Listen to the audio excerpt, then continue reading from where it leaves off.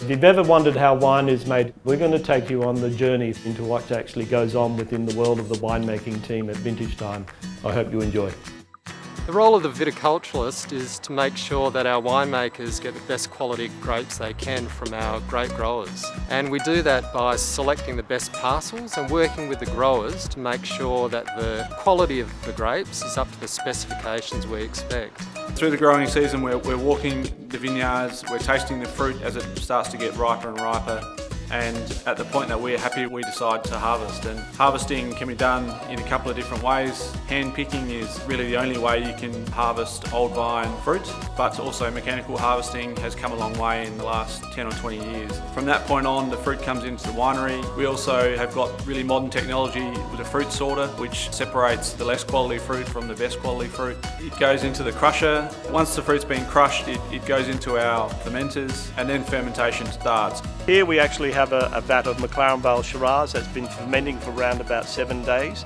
And as I reach down into the vat and I bring it up, it looks like a gooey mess, but it's actually not. This is premium, high quality McLaren Vale Shiraz, and it will be here for around about the next 7 to 10 days, just depending on how it goes. The key thing about red wine production is it's about the juice spending as much time as it possibly can with the skin. The alcoholic fermentation, as it builds up, will extract the colour and the flavour out of the skins and build a wine of great richness and density. White wines is about primarily removing the juice away from the skins and the seeds as soon as possible, as compared to red, where you want that tannin and those flavoural and colour compounds out of the skins and seeds. We're up here in the white press area. When the white grapes get crushed and destemmed, they come up here and we press the grapes and get all the juice out prior to fermentation. After it's pressed out, we'll actually separate the pressings, then we'll clarify the juice and ferment it. We put our Chardonnay through malolactic fermentation, a portion of it, and all of our reds go through malo.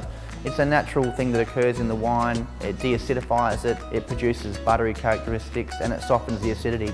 Premium sparkling wine is made in two stages. First we make a still white base wine, and then we convert that to sparkling with a second fermentation, most of which happens in a bottle, and those bottles are aged for several years, and that makes the wine complex and rich and fairly unique for Australian sparkling.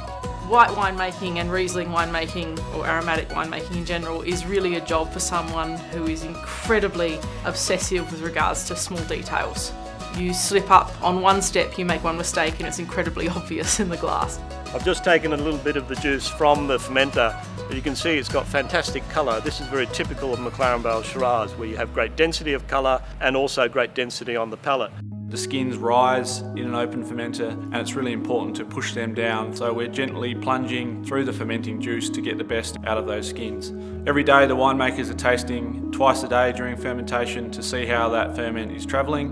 What we do is assess the colour, we're smelling the wine, assessing the varietal purity, the complexity of the wine. And then it's a process of draining off that wine and pressing what's left in those skins. Some of the best part of the ferment in terms of flavour and colour and tannin is in that component. So we need to gently extract that. So we put it into a basket press. A gentle system of pressing to extract the final amount of juice which is in the skins. The lab in winemaking is like the seething cauldron. It's at the centre of the winery, and it's critical. All the actions we take throughout the whole process, you know, part of that smell, part of its taste, but part of its numbers, relying on analysis, knowing where the wine's at.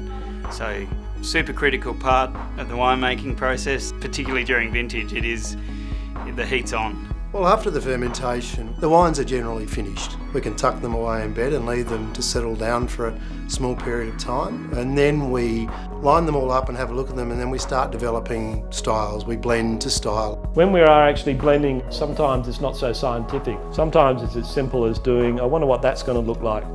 And from there you actually then develop an idea about how you're going to craft your wine and the style you're going to produce. So what I did then was put some Merlot grown on one different vineyard into a Merlot on another different vineyard, just to see what was actually happening.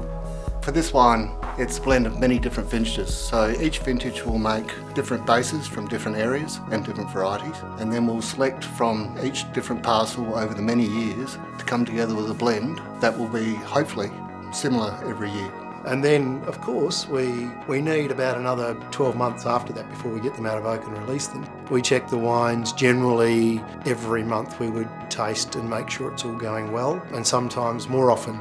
And if we really like the wine, we might do it even more often than that. Both bulk and icon premium wine production take a great deal of skill to make.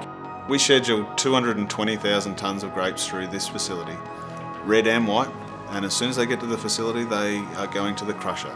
Bulk wine production still relies heavily on the quality of its fruit, and I think some of the wines that come out of our bulk facilities like Berry are truly amazing. Packaging at the Berry Estate site is all about cask wine.